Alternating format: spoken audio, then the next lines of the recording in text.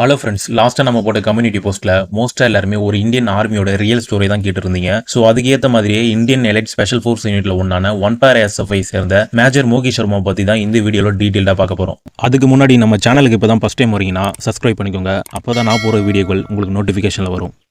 ஹரியானா மாநிலம் ரோத்தக் மாவட்டத்தில் ராஜேந்திர பிரசாந்த் சர்மா திருமதி சுசிலா சர்மாவுக்கு மகனாக மேஜர் மோகி சர்மா பிறக்கிறாரு. மோகித் அவருடைய ஸ்கூல் படிப்பை டெல்லி காஜியாபாத்தில் பப்ளிக் ஸ்கூலில் படிச்சுட்டு வராரு. படிப்பை தவிர்த்து அத்லட்டிக்லையும் மியூசிக்லையும் அவர் ஈடுபாடு காட்டிட்டும் வந்திருக்காரு. ஃபைனலாக 1995 அவருடைய +2 கம்ப்ளீட்டும் பண்ணுறாரு. +2 நல்ல மார்க் வாங்கினதுனால மோகி சர்மாவை ஒரு இன்ஜினியரிங் காலேஜில் சேர்க்கணும் அப்படின்னு அவருடைய பேரண்ட்ஸ் முடிவு பண்ணுறாங்க. ஆனால் மோகித்துக்கு ஆர்மி மேலே ஒரு ஈர்ப்பு வந்திருக்கு. மோகித் சர்மாவுடைய பேரண்ட்ஸ் இன்ஜினியரிங் முடிச்சுட்டு ஒரு மேனுஃபேக்சரிங் பிஸ்னஸை ஸ்டார்ட் பண்ணி ஒரு அமைதியான வாழ்க்கையை வாழணும் அப்படின்னு மேஜர் மோகி சர்மாவை கன்வின்ஸும் பண்ணாங்க. ஆனால் மோகி சர்மா உறுதியாக இருந்தார் ஆர்மியில் சேரணும் அப்படின்னு. மோகித்தோட பிடிவாதத்தை பார்த்து உன் விருப்பம்படியே NDA எக்ஸாம் எழுது, ஆனால் எழுதி முடிச்சதுக்கப்புறம் இன்ஜினியரிங்கில் ஜாயின் பண்ணணும் அப்படின்னு சொல்கிறாங்க. ஒருவேளை NDAல பாஸ் பண்ணிட்டா அப்படின்னா NDAல போய் சேர்ந்துக்கோ, இல்லைனா இன்ஜினியரிங் தான் கண்டினியூ பண்ணணும் அப்படின்னு சொல்கிறாங்க. பேரண்ட்ஸோட கண்டிஷன் அக்செப்ட் பண்ண மோகித் சர்மா ஒரே அட்டம்ப்டில் பாஸ் பண்ணணும் அப்படின்னு நினச்சாரு. அதுக்கு இரவு பகல் அப்படின்னு படித்து எக்ஸாமும் எழுதுறாரு. பிறகு அவங்க அம்மா சொன்ன மாதிரியே மகாராஷ்டிராவில் ஒரு இன்ஜினியரிங் காலேஜில் சேர்ந்து படிச்சுட்டும் வராரு. சில நாட்கள் கழித்து NDA எக்ஸாம் கிளியர் பண்ணிட்டார் மோகித் அப்படின்னு ரிசல்ட்டும் வருது. ஆனால் இப்போ நம்ம ரிசல்ட் ஆன்லைனில் பார்க்குற மாதிரி அப்போ கிடையாது. கேண்டிடேட்டோட வீட்டுக்கு தான் லெட்டர் வரும். தினமும் மோகித் அவருடைய வீட்டுக்கு கால் பண்ணி கேட்டுகிட்டே இருக்காரு. ஆனால் வீட்டில் இதை சொல்ல வேணாம் அப்படின்னு மறைக்க முடிவு பண்ணுறாங்க. அவர் கேட்குற அப்போல்லாம் இன்னும் ரிசல்ட் வரல அப்படின்னு சொல்லி சமாளிச்சுட்டும் வராங்க. பொறுமை எழுந்த மோகித் சர்மா டைரெக்டாக NDA எக்ஸாம் நடத்துகிற UPS ஆஃபீஸ்க்கு கால் பண்ணி அவருடைய ரிசல்ட்டை பற்றி தெரிஞ்சுக்கிறாரு. உடனே NDAல ஜாயின் பண்ணணும் அப்படின்னு காலேஜை விட்டு வெளியில் வராரு. பிறகு வீட்டுக்கு போயிட்டு ஆர்மியில் சேரணும் அப்படின்னு பேரண்ட்ஸை கன்வின்ஸ் பண்ணி சம்மதத்தையும் வாங்கிட்டு NDAல இருக்கிற அடுத்தடுத்த ரவுண்ட்ஸ்லாம் கிளியர் பண்ணிட்டு நேஷனல் டிஃபென்ஸ் அகாடமியில் ஜாயினும் பண்ணுறாரு.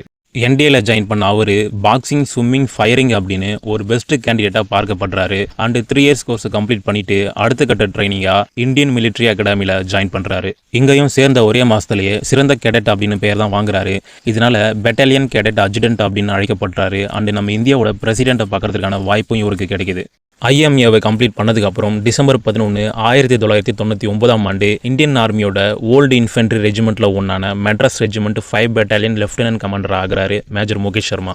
5 பெட்டாலியன் லெஃப்டினன்ட் கமாண்டர் ஆனதுக்கப்புறம் மோகி சர்மா ஃபஸ்ட்டு ஹைதராபாத்தில் போஸ்ட் செய்யப்பட்டார். கொஞ்ச நாளில் 2000 மிடில் ஜம்மு காஷ்மீரில் பூஞ்சரசோரி செக்டரில் செயல்படுற இன்சர்ஜென்சி ஆப்ரேஷனில் ஈடுபட ஆரம்பித்தார் மோகி சர்மா.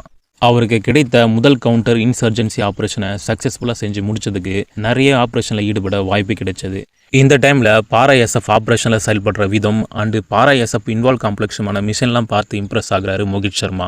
பிறகு பாரா SF கமாண்டர் கூட ஒர்க் பண்ணி முடிச்சதுக்கப்புறம் தானே ஒரு பாரா SF கமாண்டர் ஆகணும் அப்படின்னு முடிவு பண்ணுறாரு. பாரா SFல முடிவு பண்ணதுக்கு அப்புறம் அவர் சூஸ் பண்ண யூனிட் ஒன் பாரா SF. அடுத்தபடியாக மோகித் சர்மா ஒன் பாரா SF ப்ரொபேஷனில் கலந்துக்கிறாரு. ஆனால் ப்ரொபேஷனில் பாதிலேயே உடம்பு சரியில்லாமல் போனதுனால அந்த ப்ரொபேஷனில் இருந்து பாதிலேயே வெளியில் அனுப்புகிறாங்க. ஆனால் அவர் திரும்ப வருவேன் அப்படின்னு தான் சொல்லிட்டு போகிறாரு. உலகத்திலேயே ரொம்பவும் டஃப்பான ப்ரொபேஷனில் ஒன்று தான் இது. இதனால் இதை ஒரு தடவை பண்ணுறதே கஷ்டம், 2வது முறை எங்கே வரப்போகிறாரு அப்படின்னு தான் எல்லாருமே நினச்சாங்க. ஆனால் மோகித் உடம்பு சரியானதும் திரும்ப ப்ரொபேஷனுக்கு வந்து சக்ஸஸ்ஃபுல்லாக கம்ப்ளீட் பண்ணிவிட்டு ஜூன் 2003 ஒன் பாரா SFல் கமாண்டோவாக இணைகிறார் மோகித் சர்மா.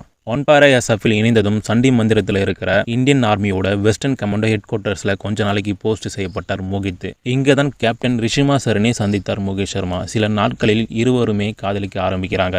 இந்த நிலைமையில் மறுபடியும் மோகி சர்மாவை காஷ்மீரில் சோபின் மாவட்டத்தில் இருக்கிற 2 பயங்கரவாதிகளை எலிமினேட் பண்ண ஒரு அண்டர் கவர் ஆப்ரேஷனுக்கு வர சொல்கிறாங்க மோகித் சர்மாவை. அந்த பயங்கரவாதிகளை எலிமினேட் பண்ண மோகி சர்மா தன்னுடைய கெட்டப்பையே டோட்டலாக சேஞ்ச் பண்ணி அவருடைய வலையில் விழ வச்சார். காஷ்மீரில் சோபின் மாவட்டத்தில் உள்ள ஒரு சின்ன கிராமத்தில் ஊருக்கு ஒதுக்குப்புறமாக ஒரு வீடு இருக்குது. அந்த வீட்டில் 2 பேர் ரிலாக்ஸாக காஷ்மீர்லேயே பிரபலமாக இருக்கிற காவாட்டியை குடிச்சிட்டு உட்காந்துட்டு இருக்காங்க. ஆனால் இந்த 2 பேர் சாதாரண ஆட்களே கிடையாது. இந்தியன் ஆர்மியால் தேடிட்டு இருக்கிற மோஸ்ட் வாண்டட் பயங்கரவாதிகள்.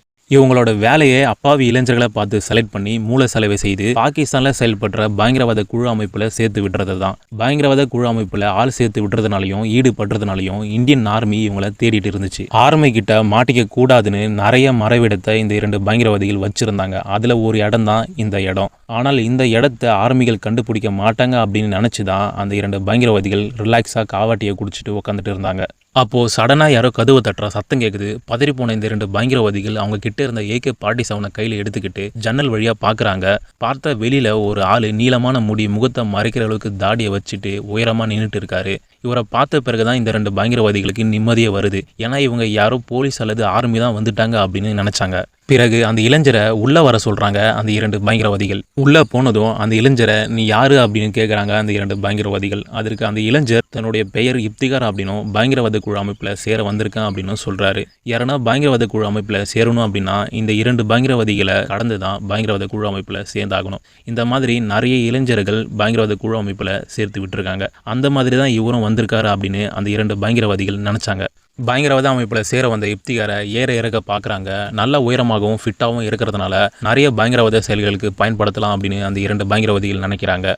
உடனடியாக அவரை பயங்கரவாத குழு அமைப்பில் சேர்த்துக்கிறாங்க. அந்த பயங்கரவாதிகள் கூடவே அவரை தங்கவும் வச்சுக்கிறாங்க. ஒரு நாள் இப்திகார் கிட்ட நீ ஏன் பயங்கரவாத அமைப்பில் சேர வந்த அப்படின்னு அந்த 2 பயங்கரவாதிகள் கேட்குறாங்க. அதற்கு பயங்கரவாத அமைப்பில் இருந்த தன்னுடைய அண்ணனை 3 வருஷத்துக்கு முன்னாடி என்கவுண்டரில் ஆர்மிகள் கொண்டுட்டதாகவும் தன்னுடைய அண்ணனை கொன்னதற்கு பழி வாங்குவதற்காகவும் தான் பயங்கரவாத அமைப்பில் சேர வந்தா அப்படின்னு சொல்றாரு. அது மட்டும் இல்லாமல் ஆர்மியோட ஒரு செக் பாயிண்டை தாக்குவதற்கு சூப்பரான பிளானும் இருக்கு. நீங்க உதவி பண்றீங்க அப்படின்னா அந்த பிளானை சக்சஸ்ஃபுல்லாக செஞ்சும் காட்டுவோம் அப்படின்னு அந்த பிளானை எக்ஸ்பிளைன் பண்ண ஆரம்பிக்கிறாரு. இப்திகாரோட அந்த பிளானை கேட்டதுக்கு அப்புறம் அதை எக்ஸிக்யூட் பண்ண சரியான நேரம் வரப்போ நாங்களே சொல்றோம், அது வரைக்கும் வெயிட் பண்ணு அப்படின்னு அந்த 2 பயங்கரவாதிகள் சொல்றாங்க. நாட்கள் வேகமாக நகருது. ஒரு நாள் இப்திகார் கிட்ட அந்த 2 பயங்கரவாதிகள் ஆர்மியோட ஒரு செக் பாயிண்ட் அட்டாக் பண்ண உன்னுடைய பிளானை எக்ஸிக்யூட் பண்ண போகிறோம், அதனால இந்த பிளானை இன்னும் டீட்டெயிலாக ரெடி பண்ணவும் இந்த தாக்குதலுக்கு தேவையான ஆயுதங்களை சேகரிக்கவும் நாங்கள் காட்டுக்குள்ளே இருக்கிற எங்களுடைய ரகசிய மறைவிடத்திற்கு போக போகிறோம், எல்லாம் ரெடி ஆனதுக்கப்புறம் உன்னை கூப்பிடுறோம், அது வரைக்கும் நீ உன்னுடைய ஊருக்கு போ அப்படின்னு இப்திகார் கிட்ட சொல்கிறாங்க. ஆனால் இப்திகார் தன்னுடைய அண்ணனை கொண்டவங்களை பழி வாங்காமல் திரும்ப போக மாட்டான் அப்படின்னு சபதம் எடுத்திருக்கேன் அப்படின்னு சொல்கிறாரு. அதனால என்னையும் உங்கள் கூடயே கூட்டிகிட்டு போங்க அப்படின்னு சொல்கிறாரு. எவ்வளவோ கன்வின்ஸ் பண்ணி பார்க்குறாங்க அந்த 2 பயங்கரவாதிகள். ஆனால் இப்திகார் பிடிவாதமாக இருக்கிறதுனால அந்த ரகசிய மறைவிடத்திற்கு இப்திகாரையும் கூடவே கூட்டிட்டும் போகிறாங்க. நாட்கள் ஓடுது. இப்திகார் இந்த 2 பயங்கரவாதிகள் கிட்ட வந்து இப்போ கரெக்டாக 2 வாரங்கள் ஆகுது. காட்டில் இருக்கிற இந்த ரகசிய இடத்துல ஆர்மி செக் போஸ்ட் தாக்குதலுக்கு ஃபைனலிஸ்ட் பண்ணுறாங்க அந்த 2 பயங்கரவாதிகள். இவங்களுடைய பிளானே அன்னைக்கு நைட்டு தாக்குதலுக்கு தேவையான கிரனேட்ஸ்லாம் வந்துடும். அந்த அடுத்த நாள் காலையில் இவங்க பதுங்கி இருக்கிற இடத்திற்கு 3 புதிய பயங்கரவாதிகள் வருவாங்க. இப்திகாரும் புதிதாக வந்த 3 பயங்கரவாதிகளும் ஆர்மியோட செக் போஸ்ட் போயிட்டு தாக்கி எவ்வளோ சோல்ஜரை கொல்ல முடியுமோ அவ்வளோ பேரை கொல்றது தான் பிளானை ஃபைனலிஸ்ட் பண்ணிட்டு காட்டில் இருக்கிற மறைவிடத்தில் இப்திகாரும் அந்த 2 பயங்கரவாதிகளும் பேசி கொண்டு இருக்கிறாங்க. பயங்கரவாத அமைப்பில் ஆள் சேர்த்து விடுற இந்த 2 பயங்கரவாதிகளில் ஒருத்தருக்கு ஆரம்பத்திலிருந்து இப்திகார் மேலே சந்தேகம் இருந்திருக்கு. ஆனால் அவர் இதை வெளியில் காட்டவே இல்லை. நாளைக்கு தாக்குதலுக்கு போகிறதுக்கு முன்னாடி தீர விசாரிப்பது நல்லது அப்படின்னு தோணுச்சு அந்த பயங்கரவாதிக்கு. அதனால நல்லா பேசிட்டு இருந்த இந்த பயங்கரவாதி சடனாக இப்திகார் கிட்ட நீ யாரு, உன்னை பற்றி முழுசா சொல்லு அப்படின்னு கேட்குறாரு. உடனே இப்திகார் கோவப்பட்டு அவர்கிட்ட இருந்த ரீஃபில் எடுத்து அந்த பயங்கரவாதி கிட்ட தூக்கி போட்டு என் மேலே நம்பிக்கை இல்லைன்னா என்னை இங்கேயே சுட்டு கொன்னுடுங்க அப்படின்னு சொல்றாரு. கேள்வி கேட்ட அந்த பயங்கரவாதிக்கு ஒண்ணுமே புரியாம அவருடைய கூட்டாளியான இன்னொரு பயங்கரவாதியை பார்க்குறாரு. இந்த 2 பயங்கரவாதிகளுக்கும் ஒண்ணுமே புரியாம திகைத்து போய் நிற்கிற அந்த ஒரு சில செகண்ட்ல இப்திகார் அவருடைய ட்ரெஸ்ல மறைச்சு வச்சுட்டு இருந்த 9mm பிஸ்டல் எடுத்து கண்ணு மிக நேரத்தில் அந்த 2 பயங்கரவாதிகளை தலையில சுட்டு கொள்றாரு. இத்தனை நாள் இந்த 2 பயங்கரவாதிகள் கூட இருந்தது இப்திகார் பாட்டே கிடையாது. இந்தியன் எலைட் ஸ்பெஷல் ஃபோர்ஸ் யூனிட்ல ஒன்னான ஒன்பாரா SFI சேர்ந்த மேஜர் மோகித் சர்மா. இந்தியன் ஆர்மியோட மோஸ்ட் வாண்டட் லிஸ்ட்ல இருக்கிற இந்த 2 பயங்கரவாதிகளை வேட்டையாட தான் இவர் இத்தனை நாள் அண்டர் கவர் ஆபரேஷன்ல இருந்தாரு. இந்த கவர் ஆபரேஷன் செஞ்சு முடிச்சதுக்கு அப்புறம் இவருக்கு சேனா மெடல் வழங்கப்பட்டது. அண்ட் கொஞ்ச நாட்கள்லயே 19 நவம்பர் 2004 அன்னைக்கு மோகித் சர்மா அவர்களுக்கும் சரினா அவர்களுக்கும் திருமணமும் நடக்குது.